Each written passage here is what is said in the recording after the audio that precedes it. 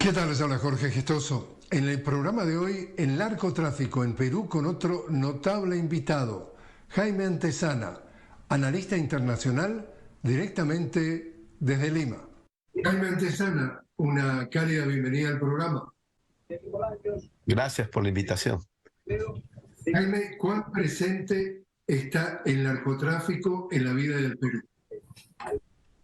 Bueno, el narcotráfico lo puedo resumir en algunas cifras que son muy importantes para cualquier persona que quiera tener una aproximación a este problema aquí. Este, las cifras del año pasado, ¿no? Tanto de la Casa Blanca de los Estados Unidos como de Vida, que es el ente encargado de la lucha contra las drogas aquí en el Perú, están entre 82.000 a 84.000 hectáreas de coca, ¿no? Y si bien el Estado peruano no ha dado a conocer las cifras de producción de cocaína desde el año 2008, sí podemos afirmar de que, de acuerdo a la cifra de la Casa Blanca, ¿no? Estamos en alrededor de 800 toneladas de clorhidrato de cocaína de producción potencial anual, ¿no? Esto es las cifras actuales que tenemos en el país. La dinámica, el crecimiento de las coca, de los cultivos de coca continúan. Es posible que esta tendencia de los 82.000 a 84.000 en la que estamos moviéndonos pueda fácilmente llegar a 90.000 hectáreas este año, ¿no? Porque, perdón, para el año 2022, porque evidentemente en el Perú prácticamente no hubo erradicación de coca el año pasado, no hay lucha contra el narcotráfico, y el narcotráfico ha vuelto entonces a la etapa de inicio de los 80, que fue el boom de la coca y de la pasta básica. Hoy no sería el boom de la coca solamente, sino el boom de la cocaína, ¿no? Ese es más o menos el cuadro general de las cifras de coca en el país, ¿no? Estamos en el segundo lugar después de Colombia. Colombia tiene más de 100.000 hectáreas, ¿no? Pero hay una disputa ahí, nuevamente, por quién es el primer productor de hoja de coca y de cocaína con Colombia, ¿no? Y definitivamente esa fuerza de los narcotraficantes influye en la vida del país en cuanto a la política. ¿Te acuerdas que Pablo Escobar decía o plata o plomo, o te compro o te mato? Bueno, aquí no funciona mucho todavía el narcotráfico así, ¿no? O plata o plomo, pero el narcotráfico en el Perú lo que ha hecho es meterse al mundo de la empresa. Se ha metido a los clústeres empresariales, se ha incorporado totalmente a la vida empresarial, ¿no? Y de ahí es que, a diferencia de los 80 y 90, que conocimos a la mayor parte de los narcos, Mosca Loca, Carlos Lambert, El Padrino, o sea, Reinaldo Rodríguez López, alias El Padrino, Vaticano, ¿no? Cachique Rivera, Leonarejo, ¿no? Hoy el narcotráfico se ha hecho invisible, ¿no? ¿Por qué? Porque no hay jefes del narcotráfico como lo hubo en los 80 y 90, que estaban en las mismas zonas de producción, que ellos mismos administraban las pistas de aterrizaje, ¿no? Donde finalmente llegaban avionetas colombianas y que la exportaban pues a ese país, ¿no? Porque aquí estaba dominado por dos carteles: el cártel de Medellín de Pablo Escobar y el cártel perdón, el de Cali de los hermanos Rodríguez Orejuela. Hoy no. Hoy el narcotráfico nacional peruano se ha hecho empresarial, ¿no? Y se ha vuelto pues emprendedor, ¿no? Entonces está lavando muchísimo dinero en el mundo empresarial. Yo sostengo de que en el Perú existe una narcoburguesía muy poderosa, mucho más poderosa de la que existió en toda la historia anterior del narcotráfico, ¿no? Y por lo tanto tiene no solo una enorme presencia en la economía, sino también en la política. A diferencia de toda la historia anterior, el narcotráfico financiaba a políticos, ¿no? Para la protección política y legal, ¿no? Hoy no. Hoy el narcotráfico participa en la vida política. Ahí están los narcos en el Congreso, ¿no? Yo me dediqué desde el 2006 al 2018, ¿no? Incluso hasta el 2020, sí, con mayor fuerza hasta el 2018, a la investigación de la narcopolítica en el Perú. Pero era tan difícil y tan riesgoso, ¿no? Pero básicamente el riesgo no es tanto la vida, el riesgo es que vayas a la cárcel, porque chocas con los poderosos y ellos te querellan, ¿no? Te denuncian. Y evidentemente eso es un serio problema para una persona, porque ¿cómo encarar tantas denuncias? ¿No? Bien, entonces el narcotráfico es hecho tan poderoso que hoy no le importa que los denuncie, ¿no? Simplemente en el Perú no se toca casi los grandes casos de narcotráfico. Todos los casos emblemáticos que hubieron en los años iniciales del siglo XXI, que el caso de los Sánchez Paredes, una familia muy poderosa de la zona de Trujillo, el caso de Luis Valdés en una zona del oriente peruano, en Ucayali, ¿no? Y el caso de Cataño, ¿no? Un personaje que viene del centro del Perú y que armó una línea aérea, ¿no? Estos casos todos han quedado prácticamente o archivados, o han sido absueltos, o han quedado ahí, están durmiendo el sueño de los justos desde el año 2009 en el caso de los Sánchez Paredes. Entonces en el Perú no se agarra a ningún narco importante, ¿no? Todos ellos son ahora empresarios, ¿no? Y todos ellos tienen sus partidos, ¿no? Han creado partidos, en realidad son franquicias, ¿no? Porque ellos son propietarios, esos no son partidos. Los partidos son la representación de la sociedad ante el Estado, ¿no? Es un canal de la relación entre sociedad y Estado.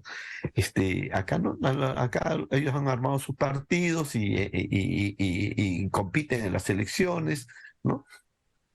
Y puedo decir, en términos públicos, de que aquí existe por lo menos tres grandes narcopartidos muy importantes. Uno de ellos es Fuerza Popular, la del Fujimorismo. El otro es Alianza para el Progreso y el otro es Podemos Perú, ¿no? Un nombre que imita al partido Podemos de España, ¿no?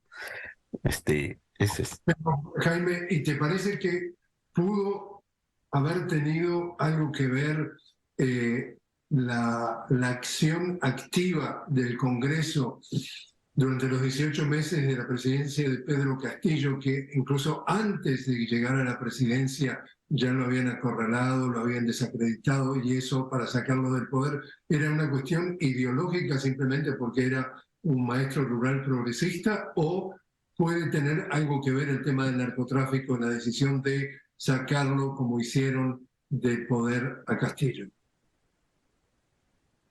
Yo creo que más que ideológico, acá no hay ideología ya. El narcotráfico no tiene ideologías, las organizaciones criminales no tienen ideología, ¿no?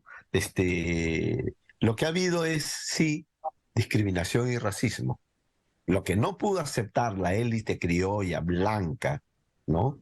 Y la mayor parte de ella criminal ahora, es que un profesor rural, ¿no? Prácticamente un campesino, ¿no? Pero que llegó a ser docente primario, que era rondero, ¿no? Y además dirigente magisterial de los profesores, ¿no? Sino de que no le perdonan que sea un hombre de abajo, un tipo de los niveles rurales, del ámbito rural, ¿no?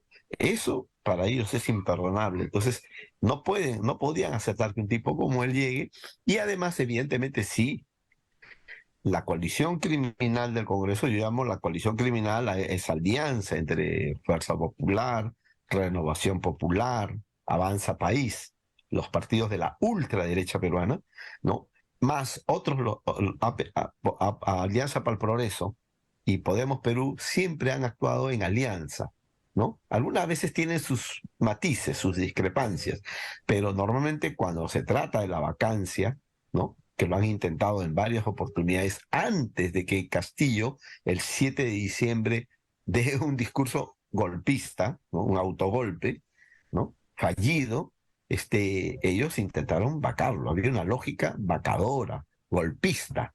Eso no lo pueden negar, ¿no? Una lógica golpista, obsesionados por el poder, más que por el tema racial o el tema de la discriminación, porque un cholo como Castillo, que era un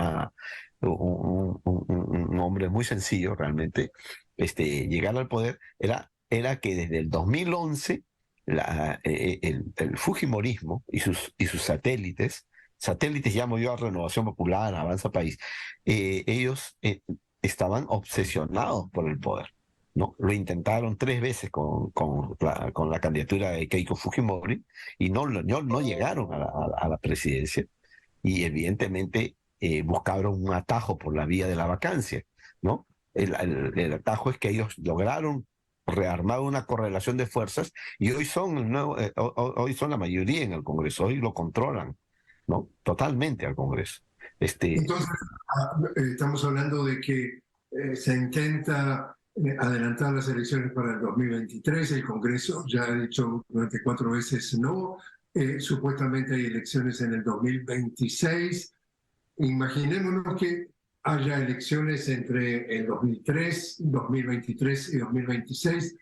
Gana Keiko Fujimori porque justamente, como tú dices, es quien maneja los violines. La hipótesis de su triunfo podría ser viable si es que ellos logran lo que tanto ansían en estos últimos tiempos, porque con Boluarte logran el Ejecutivo. Hoy hay un cogobierno entre Dina Boluarte, Alberto Tarola, que es su premier, con el Fujimorismo. El Fujimorismo es el que lo sostiene. El Fujimorismo y sus satélites son los que lograron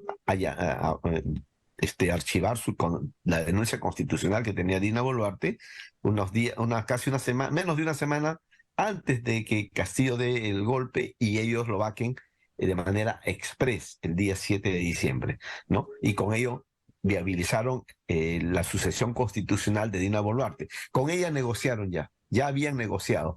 Por lo tanto, Dina Boluarte es pues simplemente un instrumento del Fujimorismo hoy en el Ejecutivo. Entonces, tienen el Congreso, tienen el Ejecutivo, ¿no? Y lo que quieren y lo que necesitan para poder consolidar este cogobierno cívico-militar, necesitan es controlar los organismos electorales. Lo intentaron la semana pasada, ¿no? O por lo menos hace unos días.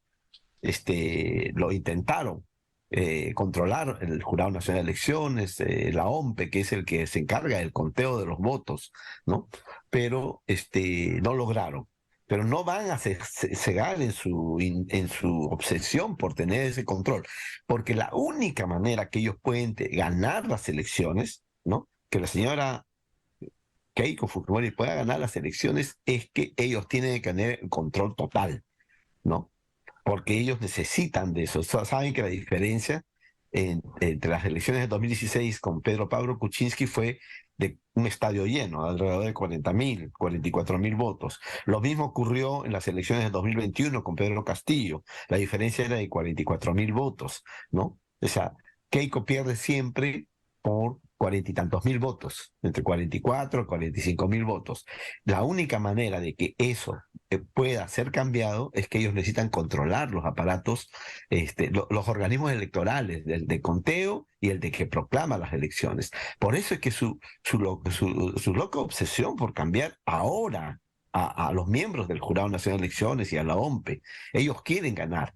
Quieren consolidar este régimen que se está instaurando, ¿no? Cívico-militar, con Dina Boluarte, que se los ha permitido. Han logrado un atajo con ella al llegar al Ejecutivo. Pues bien, pero lo difícil para ellos va a ser ganar las elecciones, porque ya ha salido por ahí un personaje, ha aparecido un personaje que le puede dar la pelea, ¿no? De una opción de centro izquierda, ¿no? Que es lo que el país necesita, ¿no? Un rector de una universidad nacional que apoyó a los jóvenes de la protesta acá en el sur, es la figura expectante que ellos temen, ¿no? ¿Se llama cómo? ¿Se llama cómo? Es Alfonso López Chao, rector de la Universidad Nacional de Ingeniería.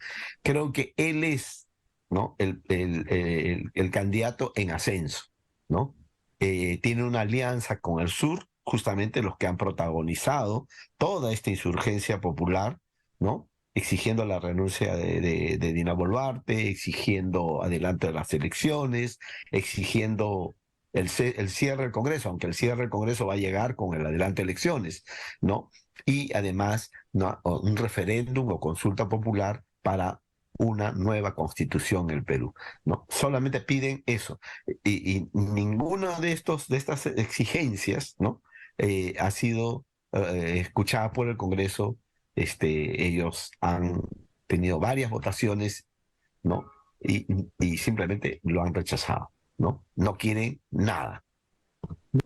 Como es el caso de Pedro Castillo, llegan al gobierno por el voto popular, como tú dices, ganando elecciones con el voto popular por 40.000 votos, como es este caso, pero nunca llegaron al poder, porque el poder sigue en manos de los poderes fácticos, y eso lo vimos entonces con el golpe en Bolivia, con el golpe en Honduras, con el golpe en Brasil a Lula, antes a Dilma, intento de que le pasó a Lugo un golpe parlamentario express.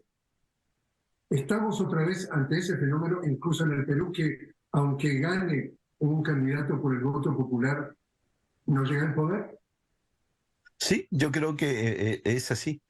Por ejemplo, el copamiento de las instituciones del Estado no arranca con la vacancia, ¿no?, express del día 7 de diciembre, y que les cayó de perillas, pues, ¿no?, un discurso de golpe de Estado que Castillo dio, ¿no? Eso aceleró todo el proceso de vacancia. 101 votos lo sacaron a Castillo, ¿no? Sino, en realidad lo preparan desde hace mucho tiempo. El año 2016, ¿no? Fuerza Popular, el fujimorismo, logró 73 congresistas, el control total del Congreso, ¿no? Y con eso, con esa mayoría, se dedicó a controlar el Tribunal Constitucional, la Junta Nacional de Justicia, que nombra jueces y fiscales. Si tienes el control de la Junta Nacional de Justicia, a la larga tienes el control del Poder Judicial, tienes el control del Ministerio Público, ¿no? Nombras al fiscal de la Nación. Entonces, quien sabe de poder en el Perú sabe perfectamente que hay que controlar el Congreso. Controlando el Congreso tienes la Junta Nacional de Justicia, tienes el Tribunal Constitucional y, y por extensión vas a tener el Ministerio Público, el Poder Judicial, ¿no? Y también puedes controlar, ¿no?, eh, si no controlar, por lo menos tener una notable presencia en el Banco Central de Reserva. Y ahí están la presencia naranja. Naranja me refiero al de Fujimorismo, porque ese es su color electoral. Entonces, todo esto, hoy tienen al Ministerio Público, hoy tienen el Poder Judicial, hoy tienen el Tribunal Constitucional, tienen la Junta Nacional de Justicia. O sea, ese es el poder. Desde el Congreso controlas el aparato estatal, ¿no? Y cuando ahora quieres hacer algo, tienes al fiscal ahí inmediatamente para hacerle la denuncia a Castillo. Pero hay 67 muertos y la investigación por homicidio calificado, por genocidio contra Dina Boluarte, no se mueve nada. Cero, ¿no? Entonces, es eso. Es eso lo que estamos teniendo en este momento. Jaime, te invito a hacer una pequeña pausa. Estamos hablando con Jaime Antenanza directamente desde Lima sobre la situación en Perú. Enseguida regresamos. Continuamos hablando con Jaime Antesana directamente desde Lima sobre la situación en Perú. Jaime, hay visiones de que respecto al tema del narcotráfico, que el narcotráfico y la guerrilla son dos caras de la misma moneda. ¿Coincides? Uno, nunca hubo Perú guerrilla. Hacendero jamás fue considerado un movimiento guerrillero. Fue considerado una organización terrorista, ¿no? Igual al MRTA, aunque tuvo más rasgos guerrilleros, pero al final terminó básicamente predominando un accionar terrorista. Bien, ¿cuál es la relación con esto, ¿no? Entre narcotráfico digamos, y terrorismo, ¿no? En los años 80, muy rápidamente, del 83 hasta el 92, en el Alto Guayaga, la principal zona de producción en los años 80 y 90 de coca y de cocaína, sí hubo una alianza entre Sendero Luminoso y el narcotráfico, o por lo menos un sector del narcotráfico. Ya, a ese periodo, eso fue pues, en los 80 y 90, ¿no? En el BRAE, hoy la principal zona de producción de coca y de cocaína, hay ahí más de 30.000 hectáreas, alrededor de 350 toneladas de cocaína anual que produce esa zona, ¿no? La principal zona de producción de coca y de cocaína del Perú. Ahí hubo Sendero, pero Sendero no logró una alianza con el narcotráfico, ¿no? Ahí hubo una pelea de los campesinos, ¿no? Que se organizaron en defensa civil antisubversiva o comités de autodefensa y enfrentaron el problema de Sendero y fueron ellos, en alianza con las Fuerzas Armadas, quienes pacificaron el país. Entonces no hubo nunca vinculación en el caso del BRAE, ¿no? ¿Qué hay ahora? Lo que hay ahora es que un residuo senderista que quedó ahí, ¿no? Después de la captura de Guzmán y la derrota de Sendero en el 92, ese residuo se estuvo asociado a una de las corrientes en las que se dividió Sendero en octubre del 93, a la corriente liderada por Feliciano. Feliciano cae en julio del 99 y desde ahí ese remanente se queda sin rumbo, ¿no? Se queda sin jefe, se queda sin estrategia, sin discurso. Pues que lo que va a ocurrir lo que va a hacer es muy fácil. Justamente el año 98, 99, inicia el nuevo ciclo de la coca y del narcotráfico en el Perú. Y se va a meter a la droga, se va a meter a la coca y se va a meter a la cocaína. Entonces estamos hablando de una estructura armada como los disidentes de la FARC de Colombia, que en el caso nuestro, por lo menos en el caso del Putumayo, en Loreto, en la frontera con Colombia, están metidos totalmente en el negocio del narcotráfico. Entonces no se le puede seguir llamando guerrilla, que quizás narcoguerrilla podría ser, pero en el caso peruano se le sigue llamando senderistas, terroristas cuando ya no lo son, ¿no? Han tenido pozas de maceración, han tenido laboratorios, han trabajado con colombianos, han trabajado con brasileños, han movido más de 1,5 toneladas cada vez que sacaban la droga los miembros de las mujeres de esta organización. Entonces, estamos hablando de una organización del narcotráfico, una organización armada del narcotráfico, que es la que perpetró la emboscada a los policías en la zona de Natividad, en el distrito de Pichari, en el BRAE, el día sábado 11 de febrero.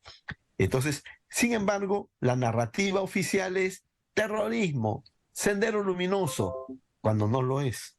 Es una organización del narcotráfico que ajusta cuentas con policías que estaban quitando la droga a los narcos locales, que estaban quitando la coca a las personas, a los contrabandistas y a los acopiadores de hoja de coca, que cobran cupos en exceso. Entonces, las columnas armadas de Víctor Quispe Palomino, que están en Vizcatán, se encargan de ellos. Van y los emboscan y matan de 8 efectivos que estaban en una camioneta a 7 de ellos. ¿Cómo se llama esto? Una narcoemboscada. Sin embargo, el gobierno le cae de perillas porque como estaba terruqueando desde el 15 de diciembre hasta hace unos días, hasta hoy, ¿no? Terruqueo sin terrorismo. Pues ahora les cae de perillas esta emboscada de los hermanos Quispe Palomino a una unidad policial de control de carreteras. Y ahora hablan de terrorismo, de Sendero Luminoso, como si el Perú estuviera totalmente controlado por el senderismo y Sendero estuviera en todas partes del Perú. O sea, hay un uso psicológico y político. Psicológico porque la gente tiene miedo a un solo evento armado. Le tiene miedo ¿no? No entiende que ese grupo armado del BRAE está fuera del horizonte senderista, ya no es senderista, ¿no? Ya no es el terrorismo como nosotros conocimos. Y por lo tanto tiene un anclaje en el narcotráfico, ¿no? Pero lo utilizan. Y ahora creen haber resuelto la crisis política, ahora creen que ya se pueden quedar hasta el 2026, que ya no hay necesidad de adelante elecciones, y ahora pues a terruquear, ¿no? A diestra y siniestra, ¿no? Porque este hecho en el Perú tiene un enorme impacto psicológico, social, ¿no? Y es utilizado políticamente. Jaime Antesana, muchísimas gracias por haber estado con nosotros. Muchas gracias a ustedes. Hasta luego.